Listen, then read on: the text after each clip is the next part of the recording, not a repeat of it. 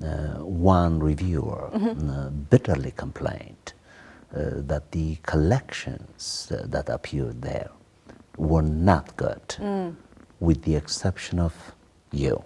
I think there were a few. I think I wasn't the only exception. I think there were a few exceptions. This is what I learned. He singled you out. He singled out Bloodlines. Yes, yes. And praised it for its fine prose.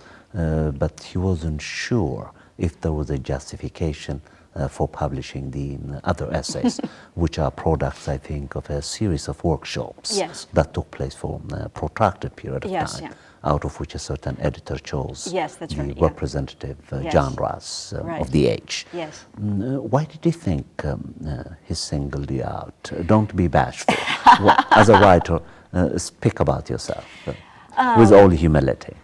Yes. Why did he single me out? Well, I feel very fortunate that he singled me out, and he noted my work, because I took a great deal of time and care with that story. I really, that story was very close to me, and I think at the time it was one of my very first stories I'd ever written. I think it was maybe my third or fourth story I actually had written, and I wrote it, I think, very close to, I don't think I was fully conscious of what I was doing the whole time. But what I was conscious of as I was writing, what I'm always conscious of when I write, for me, more than anything, writing, and this is why I think I'm a good match at Berkeley, although I'm not a musician in any way, and I don't know a lot about music, but for me, writing is ultimately about sound. You know, I feel almost what I'm doing when I'm writing, almost more than anything, is I'm actually I'm listening to some internal voice, you know, not dictating to me, but I'm listening for the words to have a sound that I want them to have. And I know I've got it because it rings true in a right way, you know, within me somehow. And so I think if he praised me, it's because I got as close, and I fail. I mean, I fail often to get the right sound, but I try. I'm always trying to get the sound. And I think if he praised my prose and my fine prose, it's because I work so hard to be faithful to that sound trying to come forth within me. You know? I think somehow it's this. I like to think of it as the sound of our soul coming forth in some way. You know, that's what it is. And so I'm always trying to listen to that. And so perhaps the writer, I hope, or the reviewer, was sensitive to that. And I'm grateful that he was, because very often, you know, reviewers don't care about good prose. You know, it's why many books get published that, you know, have terrible prose. You know, but the story's intriguing. And of course that's important too. One can't have a good book without a good story, but you can have a good story without good prose. And I would hope that I could do both. So yeah. Let's talk about Bloodlines. Yes, sure. I just looked at the first 2-3 paragraphs very carefully, and you're quite right. I sense sounds in them. He made me feel as if I have to listen to something in addition to, of course, making me see things. Yes, At least philosophically speaking, I speak as a philosopher now. Yes. You did manage in 3 paragraphs to engage 2 of my senses, my sight and... I hope more too. I hope not only 2 senses. Well, for now, those are the Keep 2 reading. engaged. Keep reading and you'll get some more. I'm sure I would.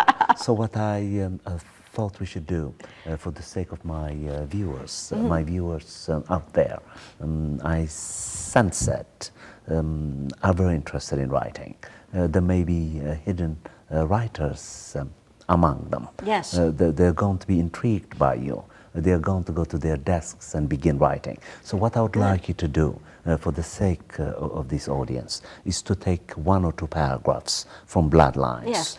Read them to us, Sure. and then analyze them. Okay. What it is that you did when you Okay. produced these 2 paragraphs. I hope this is not too technical for you. No, absolutely not. I hope you think, if you think that everyone will be interested, and I also have some new work too, if you would rather do that, but you want to do Bloodlines first. Let's do Bloodlines first. I think and you then, have my copy. May I get it? Of course.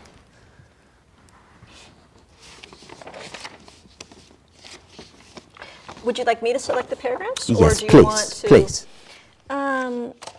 Let me think.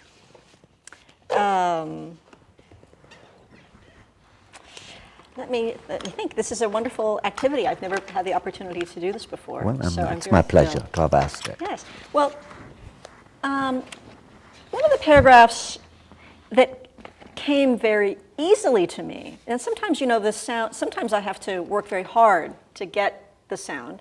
Other times I don't. Other times it just comes. It just comes, very yes. quickly, and of course that's what I like. Of course. I prefer when you that don't way. have to work I prefer very that hard. way. Yes. That's right. But it's not always. It always doesn't come that way. And one of the paragraphs that did come that way was when I wrote the description of the bull for the audience.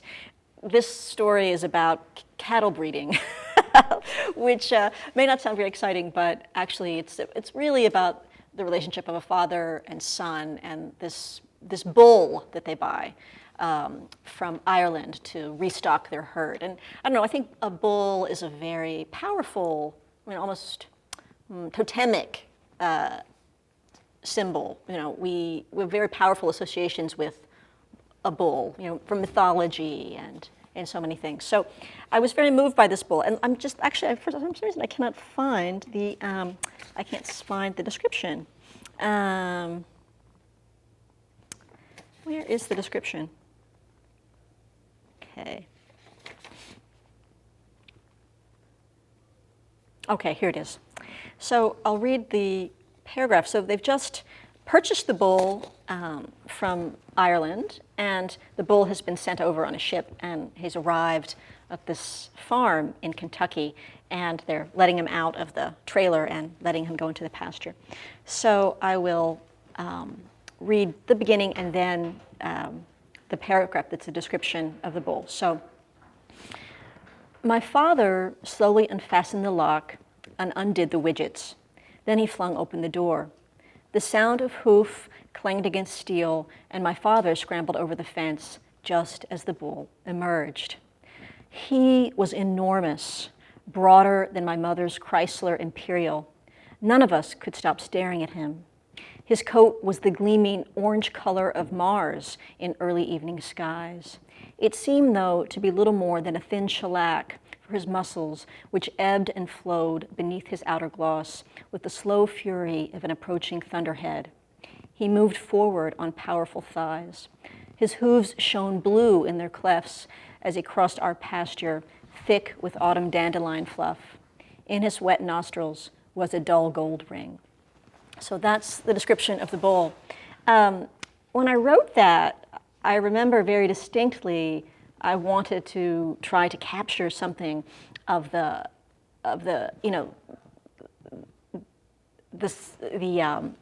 I don't know, what is it, this fantastic otherworldly quality of the bull, which I think is why I used so many, I have a lot of metaphor with planets and stars in that description. I don't know if I was particularly conscious of that, but I think that's what I was going for. And then the sentence that, though, came very easily to me was the middle sentence in which I described the bull, his skin being a little more than a shellac for his muscles, his movement, this outer gloss. And if you'll notice, that's one very long sentence. It's about 3 lines, but it's one sentence. And I was, again, I think through the rhythm of that sentence and the sound of it, trying to capture the movement of this bull, this beautiful beast, this fantastic animal, you know, in this very small pasture in Kentucky. And then so I go from that movement, and then you'll notice I come to a series of shorter images.